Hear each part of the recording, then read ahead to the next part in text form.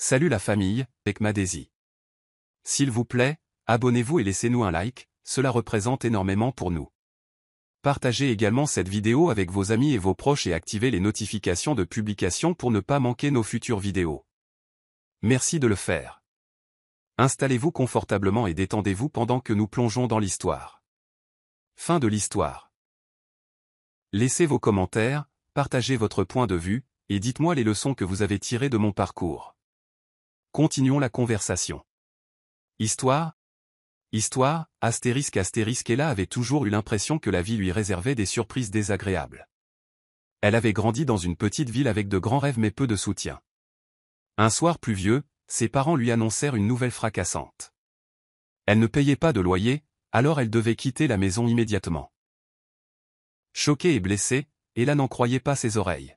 « Vous en avez assez fait, maman » murmura-t-elle, la voix tremblante. Ce n'étaient pas seulement les mots. C'était la trahison dans ces mots qui la blessa profondément. Cette nuit-là, elle emballa ses quelques affaires, le cœur lourd d'une morsure de rejet et d'un désir brûlant de justice. Dans les semaines qui suivirent, Ella erra dans les rues, se sentant perdue et seule. Des amis essayèrent de la réconforter, disant des choses comme « Ne t'inquiète pas, Ella. Les choses vont s'améliorer. » Mais chaque fois, la douleur de la trahison refaisait surface, comme une ombre importune. Les paroles dures de ses parents résonnaient dans son esprit, lui rappelant qu'elle n'était pas assez bien. Au milieu de la tempête, Ella s'accrochait à un espoir secret qu'un jour, la vie lui donnerait la chance de remettre les choses en ordre. L'injustice, sentait-elle, ne faisait qu'alimenter sa détermination à changer le cours de son histoire. Le parcours d'Ella ne fut pas facile. Elle commença à faire des petits boulots, économisant chaque centime avec l'idée qu'elle prouverait un jour à tout le monde qu'ils avaient tort. Dans un modeste appartement qu'elle louait, elle griffonnait des plans et des rêves dans un carnet abîmé. Tard un soir, elle se souvint de l'humiliation d'avoir été mise à la porte par ceux en qui elle avait autrefois confiance. « Je ne les laisserai pas me briser », se dit-elle fermement. Chaque jour qui passait, sa détermination se renforçait. Ses luttes lui apprirent à valoriser chaque petite victoire, et elle construisit lentement sa vie par elle-même, étape par étape, avec courage et cœur. Au fil des mois, la vie d'Ella commença à changer. Elle décrocha un emploi stable dans un café local et économisa suffisamment d'argent pour s'inscrire à un cours de commerce. Chaque échec ressemblait à une leçon, chaque commentaire dur de son passé à un défi à surmonter. Un jour, en étudiant un livre de droit immobilier, elle tomba sur une révélation choquante. La petite maison où vivaient ses parents avait été achetée à son nom des années auparavant. Confuse et intriguée, elle creusa plus profondément, se demandant comment les choses avaient pu devenir si tordues. C'était comme si le destin avait préparé le terrain pour un rebondissement spectaculaire dans sa vie. Ella ne put dormir cette nuit-là, son esprit tourbillonnant de questions. Comment puis-je posséder une maison dont je n'ai jamais connu l'existence, se marmonna-t-elle avec incrédulité. Plus elle y pensait, plus elle réalisait que quelqu'un lui avait joué un tour cruel. La maison même que ses parents avaient toujours considérée comme acquise était la sienne de droit. Alors que les premières lueurs de l'aube pointaient, un plan commença à se former. Le cœur battant, Ella décida qu'il était temps d'affronter son passé et de réclamer ce qui lui appartenait secrètement, aussi douloureuse que puisse être la vérité. Déterminée, Ella contacta une amie de confiance, Mara, qui avait toujours été son oreille attentive. « Mara, tu ne vas pas croire ça. » dit-elle à voix basse au téléphone. « Mes parents m'ont mise à la porte, mais maintenant je découvre que je suis en fait propriétaire de leur maison. » La voix de Mara vacilla, un mélange de choc et d'excitation. Ensemble, elles planifièrent de tirer cette affaire au clair. Ella sentit une montée d'adrénaline. Enfin, la situation pourrait se renverser. C'était l'heure des comptes, une chance de réécrire son histoire et de s'assurer que la trahison du passé alimenterait un retour en force sans précédent. Le lendemain, Ella se dirigea vers la maison d'un pas déterminé. Elle fixa la porte familière, devenue le symbole de son destin tordu. Les voisins regardaient curieusement par la fenêtre, chuchotant entre eux. « N'est-ce pas Ella ? La fille qui s'est fait mettre à la porte, » murmura l'un d'eux. Au lieu de la peur, Ella ressentit une résolution constante. À chaque pas, les souvenirs d'humiliation passée se mêlaient à l'espoir pour l'avenir. Elle frappa à la porte, sa main tremblant très légèrement. La porte s'ouvrit, et là, la fixant, se trouvait le visage de son passé, incertain de ce qui allait suivre. Ses parents la regardèrent, incrédules, la bouche bée, tandis qu'Ella expliquait calmement « Cette maison m'appartient ». Leur choc était palpable, et pendant un instant, le silence emplit la pièce. Ella continua, la voix ferme. « Vous m'avez repoussé, m'avez fait me sentir sans valeur, et pourtant me voilà, la propriétaire légitime. » Les émotions étaient vives alors que ses parents balbutiaient de faibles excuses. L'air devint lourd de tension et de regret. À cet instant, Ella n'était plus seulement la fille qu'ils avaient mise à la porte. Elle était une force de la nature reprenant sa vie en main. Le passé les rattrapait, et le règlement de compte, attendu depuis longtemps, avait commencé. La nouvelle de la révélation choquante se répandit comme une traînée de poudre en ville. Les gens qui avaient autrefois plaint Ella la regardaient maintenant avec un mélange de respect et d'envie. Elle a transformé sa douleur en pouvoir, disait-il. Dans les coins tranquilles du café local, les conversations bourdonnaient de chuchotements sur le karma et la douce vengeance. Le retour en force d'Ella était le sujet de conversation de la ville. Malgré la douleur persistante de son passé, elle sourit doucement. Ses yeux brillaient de détermination alors qu'elle commençait à reconstruire sa vie, non seulement pour elle-même, mais pour tous ceux qui avaient été lésés. Le vent du changement soufflait fort, et rien ne pouvait l'arrêter maintenant. Au fil des jours qui se transformèrent en semaines, Ella prit en main son nouveau destin.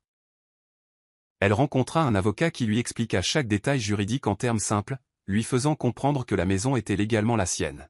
« C'est votre chance, Ella, dit gentiment l'avocat. » À chaque explication, sa confiance grandissait, et elle sentait une partie de l'ancienne douleur remplacée par l'espoir.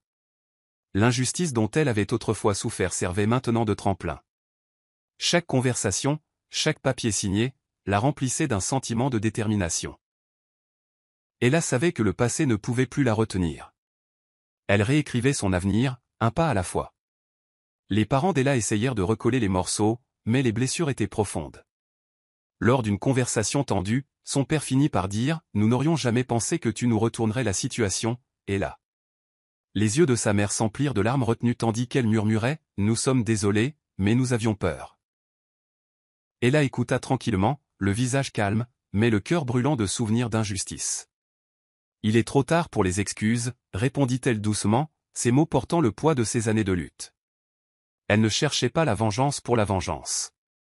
Elle voulait qu'ils comprennent les conséquences de leurs actions et la force que cela avait forgée en elle. Le temps passa, et à chaque lever de soleil, Ella embrassait son rôle de nouvelle propriétaire de la maison. Elle la transforma en un sanctuaire pour d'autres personnes qui s'étaient senties abandonnées et lésées. La maison autrefois amère résonnait maintenant de rire et d'espoir. Lors de conversations sincères avec ses voisins, Ella disait « Je sais ce que l'on ressent quand on est mis de côté. » Cet endroit est pour tous ceux qui se sont déjà sentis indésirables. Son empathie transparaissait, et beaucoup trouvaient du réconfort dans ses paroles. Chaque jour était un nouveau départ, une chance de guérir de vieilles blessures. À chaque sourire, Ella montrait que même la trahison la plus profonde peut ouvrir la voie à un avenir plus radieux et plus aimable. Un soir frisquet, alors qu'Ella organisait une petite réunion à la maison, un vieil ami d'école s'approcha d'elle avec curiosité. « J'ai entendu ce qui s'est passé, » dit-il en hésitant. « Ça a dû être dur. » Ella hocha la tête, répondant nonchalamment. « Oui, c'était rude, mais j'ai beaucoup appris. » Leur conversation dériva vers des sujets plus profonds, et il admit « Je me suis toujours demandé si tu reviendrais plus forte. » Ella sourit chaleureusement. « Et comment ?» dit-elle. Son ton était léger, mais sincère. Cette nuit-là, alors qu'une musique douce jouait en fond sonore, chaque mot échangé rappelait que parfois les chemins les plus difficiles mènent aux plus belles destinations. Malgré les nombreuses épreuves, Ella ne perdit jamais son étincelle. Elle passa d'innombrables nuits à réfléchir à son parcours, notant ses pensées et ses sentiments. Dans son journal, elle griffonna « Je me suis sentie si trahie, si humiliée, mais maintenant je vois que la douleur peut être un puissant professeur. » Sa plume dansait sur les pages, capturant des souvenirs de tristesse et de joie. La maison devint une toile pour ses émotions, un lieu où les cicatrices du passé guérissaient lentement. Chaque craquement du vieux plancher lui rappelait une époque où elle avait été chassée, mais maintenant chaque son était une promesse de résilience et d'espoir, faisant écho au battement déterminé de son cœur. La transformation d'Ella ne se fit pas sans combats intérieurs. Certaines nuits, des doutes s'insinuaient, chuchotant « Et si tout cela n'était qu'un cruel coup du sort ?» Pourtant, chaque fois que ses pensées émergeaient, elle les contrait avec une ferme résolution. « Je ne suis plus cette fille effrayée », murmurait-elle à voix basse. Des amis et des sympathisants lui disaient souvent « Tu es allé trop loin pour faire marche arrière maintenant ».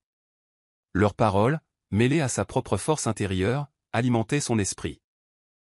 Elle la embrassait chaque instant, qu'il soit amer ou doux, comprenant que chaque chapitre la menait au retour en force inattendue et spectaculaire qu'elle avait tant désiré.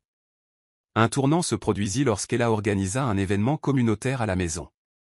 Le journal local couvrit même l'histoire, soulignant son parcours du rejet à la rédemption. Sa vie est un exemple vivant du karma, lisait-on dans l'article. Alors que les gens se rassemblaient, beaucoup partagèrent leurs propres récits de chagrin et de trahison.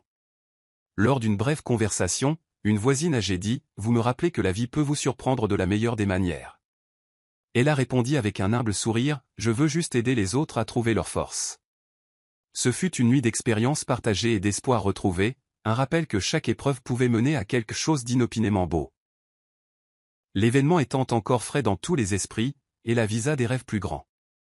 Elle commença à explorer des moyens d'agrandir la maison pour en faire un centre communautaire pour ceux qui avaient affronté leur propre lutte. Tard un soir, elle s'assit dans un coin tranquille de la pièce, se parlant à elle-même d'un ton feutré et déterminé, « Je prouverai que la trahison peut être transformée en bénédiction. » Son monologue intérieur était ponctué par le hochement de tête occasionnel d'un bénévole inspiré par sa vision. Chaque conversation, même les plus brèves, renforçait sa conviction que les moments les plus difficiles de la vie mènent souvent aux voyages les plus gratifiants. À mesure que la réputation d'Ella grandissait, son cercle de sympathisants s'élargissait également. Des gens de tous horizons se manifestèrent, partageant leurs propres histoires d'injustice et l'encourageant. « Tu es notre phare, Ella », lui dit un sympathisant lors d'une conversation informelle au restaurant local. Même des inconnus dans la rue complimentaient sa résilience. Dans chaque conversation sincère, les mots simples d'Ella, remplis d'honnêteté et de chaleur, rappelaient à chacun que les rebondissements de la vie peuvent mener à des retours en force remarquables. La ville commença à la voir non pas comme une victime de trahison, mais comme un symbole d'espoir et de défi face à l'adversité, un exemple vivant de ce que signifie se battre pour la place qui nous revient de droit. Un après-midi pluvieux, alors qu'Ella organisait de vieux documents dans le grenier de la maison, elle tomba sur un dossier poussiéreux. Il contenait des registres détaillés des transactions immobilières d'il y a des années. Ses yeux s'écarquillèrent d'incrédulité. « Ça y est !» murmura-t-elle, réalisant que la vérité sur sa propriété avait été cachée depuis tout ce temps. Le document prouvait non seulement sa revendication, mais mettait également à jour des transactions douteuses qui avaient eu lieu il y a longtemps. Son cœur battait la chamade alors qu'elle reconstituait les preuves, se sentant réhabilitée et même un peu vindicative. La découverte alimenta sa volonté de chercher justice et d'exposer les secrets qu'il avait autrefois enchaînés dans l'humiliation. La nouvelle des documents cachés se répandit, et bientôt Ella se retrouva au milieu d'une bataille juridique. La salle d'audience était une arène tendue où chaque mot était chargé d'histoire et de trahison. Ella s'assit tranquillement tandis que l'avocat de ses parents tentait de rejeter les preuves. Lors d'un échange bref mais puissant, l'avocat d'Ella déclara « Il ne s'agit pas seulement d'une maison, il s'agit de réparer une injustice. » La salle d'audience murmura d'étonnement alors que les preuves étaient étalées au grand jour. Ce n'était pas seulement une victoire personnelle, c'était une déclaration publique. Le triomphe d'Ella prouvait que parfois le passé revient pour remettre les choses en ordre. Après le drame judiciaire, Ella ressentit un mélange de soulagement et de profonde réflexion. Tard dans la nuit, assise sur le porche à regarder les étoiles, elle se souvint de chaque moment amer. « J'étais autrefois une petite fille qui se sentait indésirable », pensa-t-elle, la voix douce et introspective. Pourtant, chaque échec avait forgé la femme qu'elle était maintenant, forte, résiliente et pleine d'une grâce tranquille. La maison n'était plus seulement un bâtiment, c'était un symbole de son parcours, un monument à chaque larme versée et à chaque bataille menée. Et tandis que la brise fraîche de la nuit lui caressait les joues, Ella jura silencieusement de ne jamais oublier la leçon durement apprise. Dans les mois qui suivirent, la vie d'Ella prit un nouveau rythme. Elle commença à animer des ateliers à la maison, où les gens venaient partager leur douleur et apprendre à la transformer en force. Lors d'une conversation animée pendant un atelier, un jeune participant dit « Votre histoire me donne de l'espoir. » Ella répondit avec un sourire chaleureux « Nous avons tous nos batailles, ce qui compte, c'est comment nous les surmontons. » Ces séances devinrent un refuge pour beaucoup, un lieu où l'expérience partagée de la douleur se transformait en résilience collective. Le parcours d'Ella avait bouclé la boucle, transformant l'humiliation personnelle en un puissant mouvement de guérison et d'autonomisation. Malgré les nouveaux départs, Ella ne pouvait s'empêcher de ressentir une pointe persistante du passé. Il y avait des nuits où de vieilles blessures la piquaient, et elle se retrouvait dans de brèves conversations déchirantes avec une amie de confiance. « Le regrettes-tu parfois ?» lui demanda un jour doucement son amie. Ella marqua une pause avant de répondre « Je regrette la douleur, mais pas le voyage. Chaque blessure m'a appris quelque chose de précieux. » Ces échanges bruts lui rappelaient que le chemin de la rédemption n'était jamais lisse. Pourtant, elle choisit d'embrasser chaque émotion, sachant que chaque larme et chaque sourire l'avaient sculptée en la personne qu'elle était censée être, une battante qui transforma la trahison en un héritage de force. Avec le temps, la maison d'Ella se transforma en plus qu'une simple victoire personnelle, elle devint un point de repère communautaire. Chaque pièce résonnait de rires, de luttes partagées et de petits moments de triomphe. Lors d'un moment calme pendant un dîner communautaire, un vieux voisin leva un toast en disant « À Ella, pour nous avoir montré que même les coupures les plus profondes peuvent guérir. » La simplicité du toast portait un message profond qui résonna chez toutes les personnes présentes. Le cœur d'Ella se gonfla de gratitude, sachant que son passé douloureux avait déclenché un mouvement d'espoir et de rédemption. Chaque sourire partagé et chaque léger hochement de tête rappelait que la justice et le karma finissaient par trouver leur chemin. Le retour en force spectaculaire qui semblait autrefois impossible était maintenant un fait célébré dans l'histoire de la ville. Les parents d'Ella, désormais humiliés par des années de regrets, prenaient parfois contact lors de conversations douces et hésitantes. « Peut-être que nous avions tort », murmura un jour sa mère d'une voix rauque, essayant de trouver les mots. Ella, avec un calme mesuré, répondit « Je n'ai pas besoin de vos excuses, mais j'ai besoin que vous compreniez que les actions ont des conséquences. » Leur échange fut bref, mais percutant. Il ne s'agissait pas de vengeance. Il s'agissait d'affronter le passé et de laisser la vérité transparaître. La communauté regardait, inspirée par le karma qui avait enfin équilibré les plateaux de l'injustice. Alors qu'Ella était assise dans le salon de la maison qu'elle avait autrefois perdue, elle sourit, sachant que sa vie était maintenant une histoire de pouvoir et de rédemption. D'un dernier signe de tête à son passé tumultueux, elle prit le téléphone et enregistra un message vidéo pour tous ceux qui regardaient. « Salut tout le monde », dit-elle nonchalamment. « N'oubliez pas d'aimer la vidéo, de vous abonner à ma chaîne et de partager cette histoire avec vos amis. Laissez vos commentaires, partagez votre point de vue, et dites-moi les leçons que vous avez tirées de mon parcours.